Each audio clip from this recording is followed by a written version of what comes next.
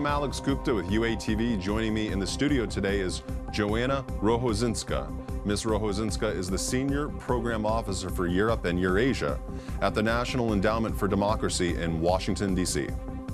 Hello, Ms. Rohozinska. Welcome to UATV. Hello, thank you for having me. Yeah, it's glad to have you in the studio. Last time you were in Skype in D.C., so you're here. Exactly.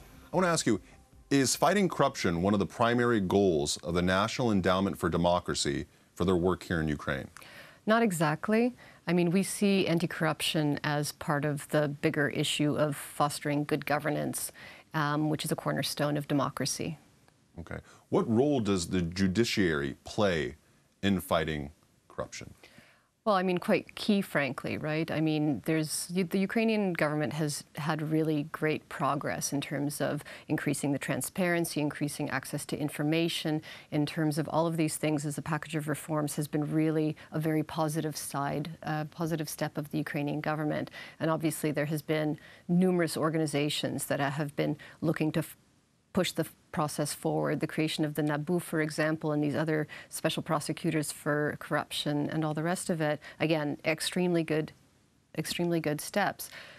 Where the judiciary comes in is that there has to be recourse, right?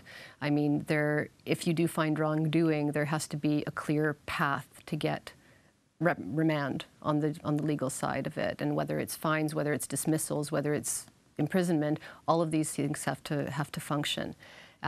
Moreover, for people who are reporting corruption, so we haven't talked about whistleblowers, but this is also a component of it, there has to be some kind of confidence that the charges that are going to be brought are going to be looked at in a clear and transparent manner, and there's going to be due process to it.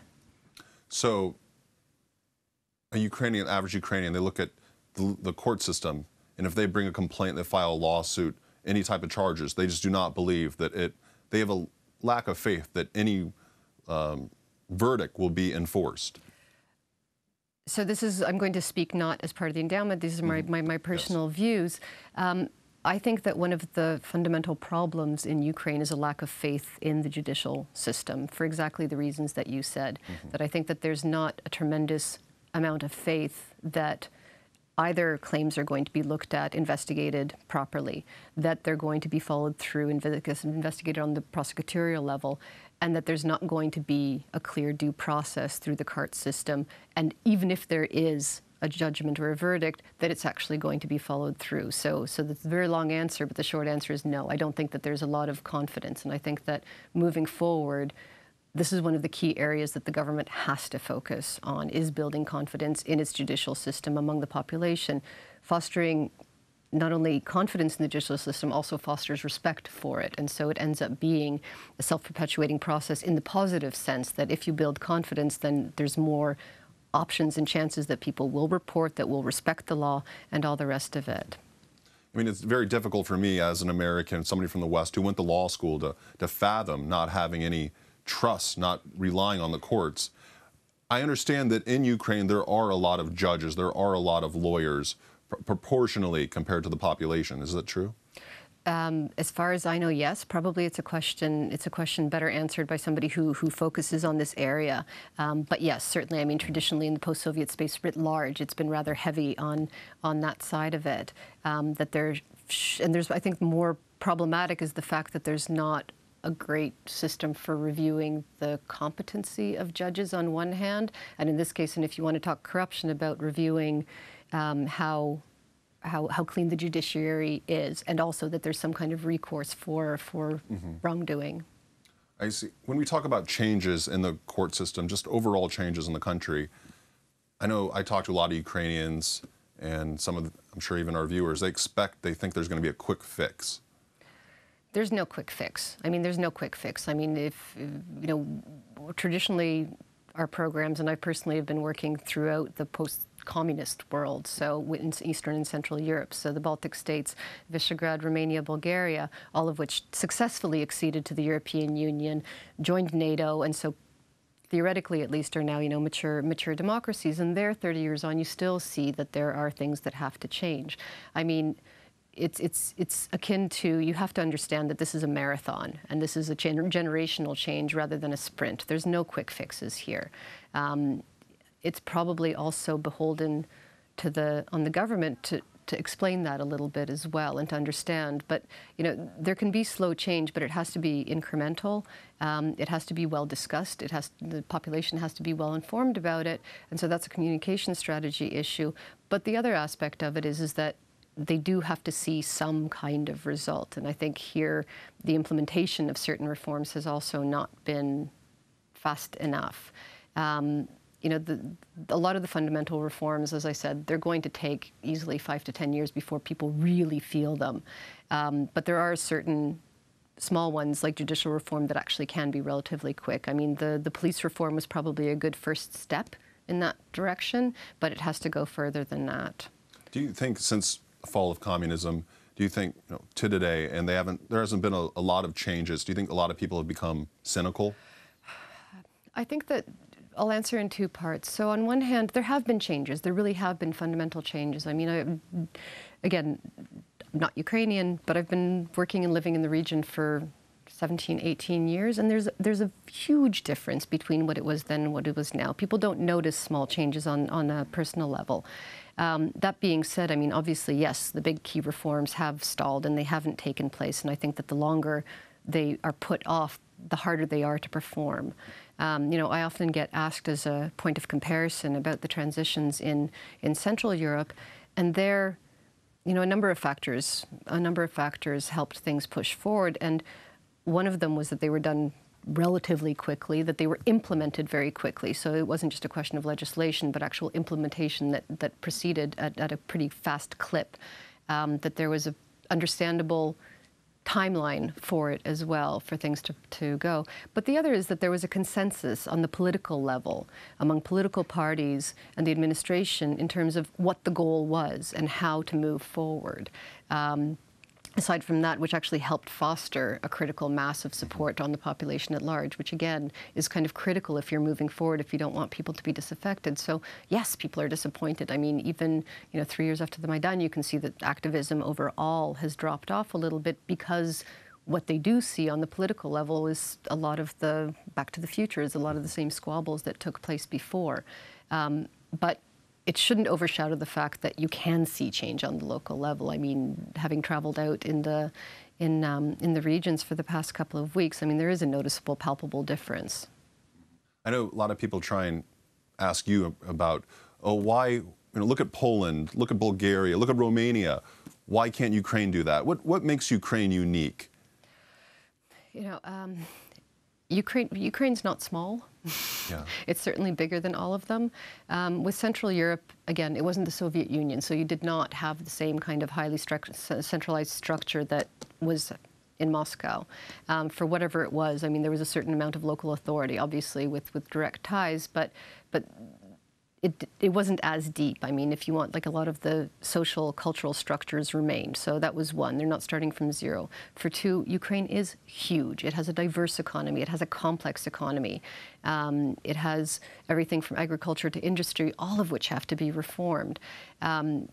People try and draw parallels to the Baltic states, but frankly, if you're talking about a population of 1 million compared to a population of 45 million, it's really difficult. There's certain lessons to be learned, I would say, and there's certain, legislation also can be transited.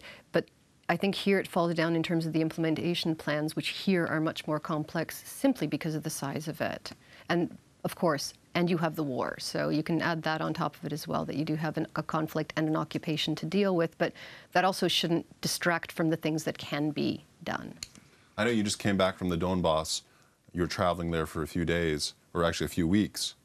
What did you observe?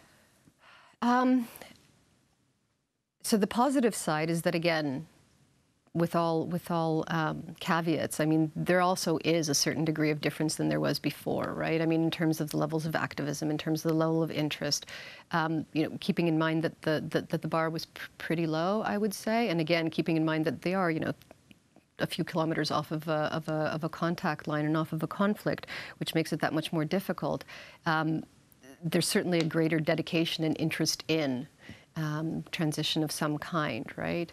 I think that there's a lot more work to be done on fostering a basic understanding of it. There certainly is political problems on the local level, so all of those things being true, but the trajectory, I would say, is relatively positive. So that's on the positive side.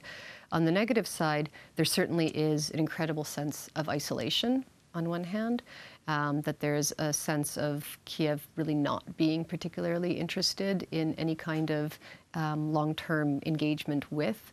And here you do have to have the understanding that there is a difference between facts and perceptions. So I'm not saying that it's a fact, but it's certainly a perception. Where Russian propaganda comes in is a little bit hazy, I would say. I don't think that it's not a factor in that as well. But the flip side of the coin is that probably it means that the impetus is on the Kiev government to be more communicative, and communicative in a very real manner in terms of not just expanding the media, because that's one part of it, but in terms of tangible contact with people. There's not a lot of visits, I would say, that there's not a lot of efforts to try and engage the local population in a meaningful way into Kiev politics as well. Or if it is, then it's in a very stark black and white, only focusing on the conflict or only focusing on IDPs, whereas there's a whole swath of population there who live and work and are not going anywhere necessarily, and do certainly feel themselves to be part of greater Ukraine. But the danger is that this can backslide if the rest of Ukraine does not engage with them. I see. So instead of just relying on broadcasting and media, the Kiev government to that part of the country, they really need to bring that population closer into the country, but not just through, you were saying, what, politics, or not through... I mean, they have to stop talking at them and learn how to talk with them, I think, right? That there's not a lot of meaningful human contact, I would say, either on top politicians who, buzz in on the helicopter, take a picture next to a tank, and then buzz off again. That there's more to this region than just the conflict. And I think that that has to be recognized as well. And probably if I was looking at strategically looking at engaging the population and looking at the conflict in the long term, there's not a great hearts and minds campaign being done on the ground, which it can be, right? I mean, especially along the contact line, more can be done. Now, let me ask you, why is that? Why do certain people think that that is enough? Your own personal opinion. My habit, perhaps. Mm-hmm. I think that in general, the way that political engagement tends to look here, and not only political engagement, I think you can see this, that there's a tendency of social interaction to be quite static. That there's a tendency, again, to talk at, not talk with, that there's a tendency to have a lot of experts who will preach, if you will, as opposed to seeking a way to engage. And I mean, I think this happens on all levels, no matter what you're talking about, if you're talking about politically or if you're talking about socially, that the hierarchies and the paternalism, if you want, takes on many different elements, but this is all a little bit of a side, how would you say, it's a symptom of the same problem, I would say. And so I think it's a matter of figuring out a different way to relate to people with a little bit more empathy on one hand. But in this case, you can even put the empathy aside and say that there's a very strict, pragmatic, strategic goal here as well. Well, thank you so much for joining me in the studio. Really appreciate it. Thank you for having me. I'm Alex Gupta with UATV. Joining me in the studio today was Joanna Rohozinska. Ms. Rohozinska is the Senior Program Officer for Europe and Eurasia at the National Endowment for Democracy in Washington, D.C. You're watching UATV.